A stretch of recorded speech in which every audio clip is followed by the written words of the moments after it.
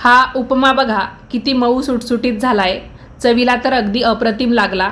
मी ही recipe कशी बनवते तेच या व्हिडिओत दाखवणार आहे। नमस्कार मंडळी, मी शीतल आणि स्वागत करते तुमचं आपल्या रेसिपी चॅनलवर। इथे मी 2 गाजर आणि 1 कांदा बारीक कापून घेतलेला आहे। गाजर त्याची साल काढून घेतली आणि मग कापून घेतलं। कोथिंबीर बारीक चिरून घेतली, किसलेलं आलं, कढीपत्त्याची 10-12 पानं, 1 वाटी आणि वरून अजून 1-2 चमचे रवा घेतलेला आहे। मीडियम जाडसर असा जो रवा असतो तो मी घेतलेला आहे। त्याचबरोबर 1 चमचा उडदाची डाळ, अर्धा चमचा हरभऱ्याची डाळ, शेंगदाणे, 2 सुक्या लाल मिरच्या, धने पावडर, त्याचबरोबर मसाल्याच्या डब्यातलं जे काही साहित्य टाकणार आहे तेही तुम्ही रेसिपी बनवताना पाहालच। 1 तांब्याभर पाणी घेतलेलं आहे, ते आपण गरम करून घेऊया आणि मग उपमा बनवताना टाकूया। तर या उपम्याला तुम्ही उपीट म्हणत असाल किंवा तिखट रवा, सांजा या नावाने देखील ओळखत असाल। तुम्ही नक्की या रेसिपीला काय म्हणतात मला कमेंट करून नक्की सांगा। तर इथे मी 1 कढई घेतलेली आहे, थोडीशी जाड तळाचीच कढई घ्यायची जेणेकरून रवा जळत नाही। तर माझ्याकडे जी कढई होती जाड तळाची तर ती मी घेतली। आता याच्यामध्ये आपल्याला रवा टाकायचा आहे आणि तो मंद गॅसवर किंवा मीडियम गॅस ठेवून भाजून घ्यायचा आहे। खूप जास्त गॅस फुल नाही ठेवायचा, म्हणजे जी फ्लेम असते ती एकदम हाय नाही ठेवायची, नाहीतर रवा जळून जातो, पाहिजे तसा भाजला जात नाही आणि मग तो चिकटसर होतो किंवा खाताना कच्चा कच्चा लागतो।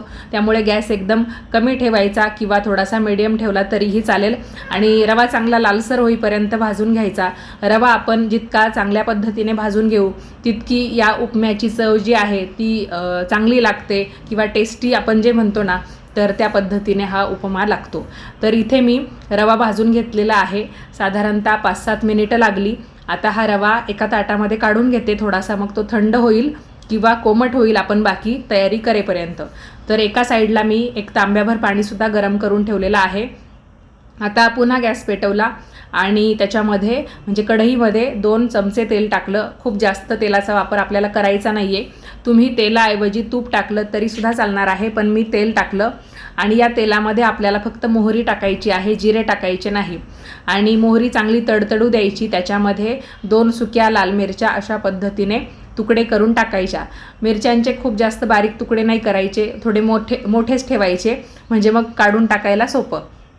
त्याच्यानंतर आपण त्याच्यामध्ये हरभऱ्याची डाळ, उडदाची डाळ आणि शेंगदाणे टाकूया आणि ते पण छानपैकी तळून घेऊया, म्हणजे खाताना असं क्रंची लागेल आपल्याला उपम्यामध्ये।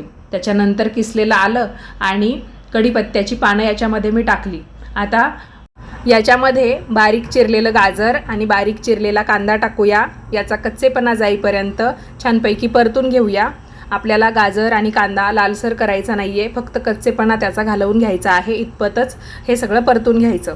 त्याच्यानंतर 1-2 चमचे धने पावडर, चवीपुरतं मीठ आणि भाजून घेतलेला रवा याच्यामध्ये टाकायचा आणि रव्यामध्ये या सगळ्या भाज्या वगैरे मिक्स झाल्या पाहिजे अशा पद्धतीने आपल्याला 1-2 मिनिटासाठी रवा पुन्हा परतून घ्यायचा आहे किंवा गरम करून घ्यायचा आहे। कारण ताटामध्ये काढल्यानंतर कधी तो पूर्ण थंड होऊन जातो आणि त्याच्यामुळेच अशा पद्धतीने जर आपण रवा या सगळ्या मिश्रणामध्ये चांगल्यापैकी गरम करून घेतला की मग तो मोकळा सुटसुटीत व्हायला मदत होते।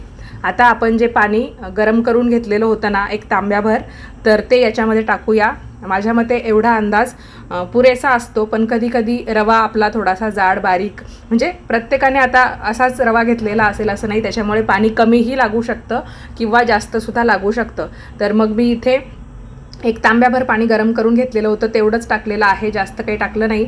आता व्यवस्थितपणे रवा मिक्स करून घेते। गॅसची फ्लेम मीडियमच ठेवलेली आहे, याच्यावर आपण झाकण ठेवूया आणि साधारणतः 5-7 मिनिटं वाफ काढून घेऊया, जेणेकरून रवा व्यवस्थित शिजून जाईल। आणि गरज पडली तर आपण वरून मग परत थोडंसं पाणी टाकू शकतो, म्हणजे एखादा कपभर असं कमी पडलंच तर, पण काही गरज पडली नाही। आणि मग शेवटी इथे कोथिंबीर टाकली, व्यवस्थितपणे या रव्यामध्ये मिक्स करून घेतली आणि अशा पद्धतीने आपला हा जो उपमा आहे किंवा तिखट रवा आहे, सांजा आहे, उपीट आहे, ते तयार झालेलं आहे। सकाळच्या नाश्त्यामध्ये किंवा तुम्हाला जर लहान मुलांना टिफिन द्यायचा असेल तर त्याच्यामध्ये नक्कीच या रेसिपीला तुम्ही करून बघा आणि तुम्हाला सर्वांना हा उपमा नक्की आवडेल, तुम्ही जर या पद्धतीने करून बघितला तर। आणि जे कोणी वेट लॉस करतं किंवा कमी तेलातलं खातं तर त्यांनीसुद्धा ही रेसिपी ट्राय केली तर तुम्हालासुद्धा ही रेसिपी नक्कीच आवडेल। तर तुम्हाला ही उपम्याची रेसिपी कशी वाटली ते मला तुमची एक कमेंट करून नक्की कळवा. व्हिडिओ आवडला असेल तर लाईक करा, जास्तीत जास्त लोकांना पाठवा आणि आपल्या रेसिपी चॅनलला सबस्क्राईब करायला विसरू नका. परत भेटूयात पुढच्याच नवीन व्हिडिओमध्ये एका नवीन रेसिपीसोबत. तोपर्यंत सर्वांनी आपापली काळजी घ्या. वेळात वेळ काढून आपली ही रेसिपी शेवटपर्यंत पाहिली त्याबद्दल धन्यवाद.